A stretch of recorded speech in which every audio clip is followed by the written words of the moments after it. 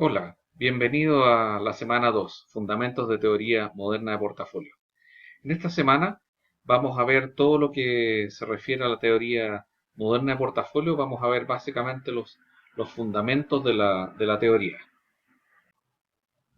Recordemos que en el año 2007-2008 ocurrió una de las crisis financieras más grandes que ocurrió en los últimos tiempos, que significó la caída en el mercado de valores más significativa probablemente los últimos 50 o 100 años. Sin embargo, hay que tomar en cuenta que en general la renta variable le gana a la renta fija en el largo plazo, y eso es un punto que es sumamente relevante. ¿Para quién es relevante esto? Pensemos que es particularmente importante para los gestores de fondos de inversión, fondos mutuos en especial, y en particular vamos a ver el tema que tiene que ver con todos los ahorros que se generan para los fondos de pensiones para la jubilación, que ese es un tema de profunda importancia tanto desde el punto de vista social como desde el punto de vista de la investigación financiera, y es un tema que por supuesto que nos atañe a todos nosotros, tanto desde el punto de vista de la gestión como desde el punto de vista de usuarios de estos sistemas. En general, lo que tenemos que pensar, y es lo que vamos a estudiar mediante algunos modelos teóricos, es ver cuál es la relación que existe entre el riesgo y el retorno, tanto en el corto plazo como en el mediano plazo. Vamos a ver el concepto de la rentabilidad en el tiempo, la rentabilidad acumulada, y de alguna manera vamos a estudiar qué es lo que significa el concepto de riesgo desde el punto de vista económico y financiero y cómo podemos evaluarlo y dimensionarlo de alguna forma. ¿Cuáles son los temas que vamos a ver esta semana? Hablando de la teoría moderna de portafolios, vamos a empezar por ver una pequeña primera unidad donde vamos a hablar del rendimiento histórico, vamos a hablar del concepto del rendimiento aritmético y geométrico, dos conceptos que parecen bastante simples, pero en el largo plazo, en forma acumulativa, pueden generar resultados distintos, así que va a ser importante estudiar conceptualmente qué significa cada uno de ellos. Después, como segunda unidad, vamos a estudiar el concepto del riesgo, la medición del riesgo, vamos a estudiar el concepto de la varianza y de la covarianza, para ver de qué forma se relacionan cada uno de estos conceptos con el retorno de un activo individual y de varios. A continuación también vamos a ver entonces, además de la medición del riesgo, lo que es el cálculo del riesgo en portafolio, es decir, vamos a ver cómo varía el riesgo en la medida que nosotros vamos empezando a integrar distintos activos en una cartera bien diversificada. Y vamos a ver que ocurren cosas que no son tan obvias, y eso es lo interesante de la teoría del portafolio, que vemos que en la medida que aumenta la cantidad de activos, en realidad también comienza a disminuir proporcionalmente el riesgo de esta cartera. Y finalmente lo que vamos a ver es el efecto de los títulos individuales sobre un portafolio.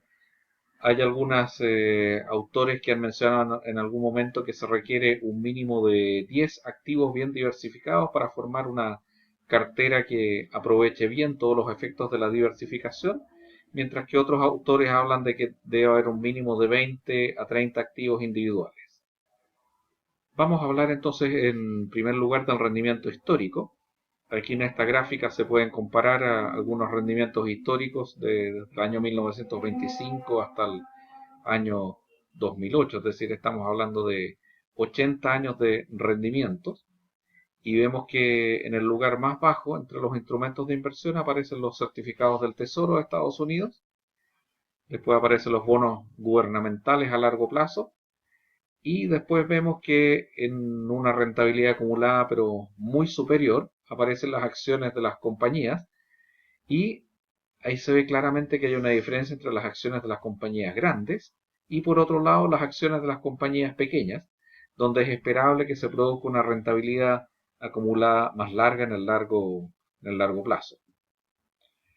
Por otro lado, si lo que hacemos es estudiar el premio por riesgo, esto es decir, cuánto adicionalmente se le exige de retorno a las acciones y a los activos riesgosos, en general por sobre una inversión en un activo libre de riesgo, una inversión de mínimo riesgo, vemos distintos países, algunos países europeos como Dinamarca, Bélgica, Suiza, y en general vemos que las cifras están en torno al 5, al 6, al 7, al 8%, y eso es una característica que se mantiene más o menos general en casi todos los países del mundo y en muchos momentos del tiempo. Vamos a ver que este concepto es sumamente importante para ver la rentabilidad adicional que yo espero por un activo riesgoso en relación a los activos normalmente de renta fija y de riesgo más bajo. Nos interesa ver el concepto de la varianza. Recordemos que este concepto fue introducido por un biólogo, el señor Ronald Fisher, allá por el año 1919, pero sin embargo este concepto de varianza, que nació inicialmente por estudios de la genética, se aplica hoy en día en todo tipo de ciencia y en particular nosotros vamos a ver la aplicación que tiene la varianza en los estudios económicos. Entonces, cuando estamos hablando de varianza, nos referimos a una medida de la dispersión de una variable aleatoria. Por lo tanto, lo que nosotros hacemos es estimar el riesgo en términos de esta variabilidad de este instrumento financiero, ya sea de este activo, un bono o una acción, cuánto varía en el tiempo. Nosotros lo medimos a través de la varianza matemática y eso para nosotros es una muy buena estimación de lo que significa el riesgo de este instrumento financiero en el tiempo. Cuando hablamos del concepto de covarianza, también es una medida estadística. Esta medida lo que nos indica es la relación, la sensibilidad que existe entre dos instrumentos financieros. Por ejemplo, tenemos dos acciones que se mueven en forma similar. Cuando una sube, la otra sube. Entonces, en ese caso decimos que tiene una fuerte covarianza. También hablamos de una correlación estadística positiva.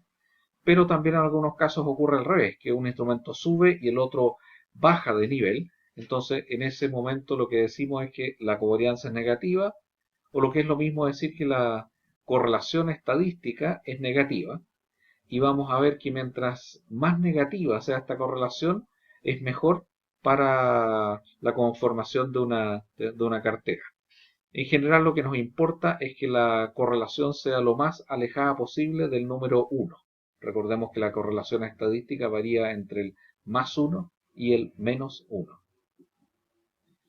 Cuando estamos hablando del riesgo de un portafolio, entonces hay 12 temas que queremos determinar. Primero, cuánto es el riesgo de un portafolio en términos del riesgo individual de los activos que lo componen y además cuál es el rendimiento esperado. Es decir, nosotros queremos ver de alguna forma cómo determinar el riesgo en la medida que introducimos más activos, más instrumentos en un portafolio y a la vez cómo se determina el rendimiento cuando nosotros vamos sumando activos a este portafolio.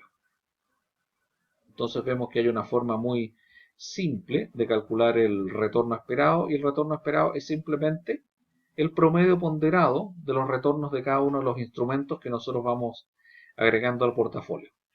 En cambio, la varianza del portafolio es un poquito más complicado, lo podemos ver en esa expresión que aparece ahí, que la vamos a estudiar más en detalle durante esta semana, pero lo importante es que esta ponderación representa un valor que en general es menor que el promedio de la varianza de los dos instrumentos.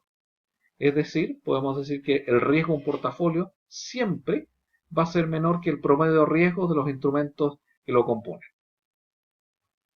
Entonces aquí vemos en esta sencilla gráfica, que la vamos a ver más en detalle también durante esta semana, cómo se compone el riesgo entre dos instrumentos de acuerdo al nivel de correlación que tengan estos instrumentos. Entonces vemos que si ambos tuvieran una correlación perfecta, la varianza que mide el riesgo sería simplemente la línea recta que los une, que lo estamos viendo acá. Pero en general, cuando la correlación no es perfecta, es decir, los dos instrumentos no se mueven de la misma forma, lo que vamos a ver es que se forma una curva, de manera que haya un punto acá, aparece con el término MB, que se refiere al punto de mínima varianza. Otro tema bastante importante es que cuando estamos conformando un portafolio, existe un mínimo que aparece acá que llamamos el riesgo sistemático y por otro lado existe el riesgo propio de los instrumentos que, como vemos en este gráfico, comienza a disminuir en la medida que nosotros agregamos instrumentos. En general, se entiende que cuando llegamos a un número aproximadamente de unos 10 valores, unos 10 instrumentos financieros, ya nos acercamos bastante al mínimo que se podría reducir en general el riesgo propio de cada uno de los instrumentos. Esa es una de las cosas interesantes que tiene la diversificación y es lo que vamos a estudiar.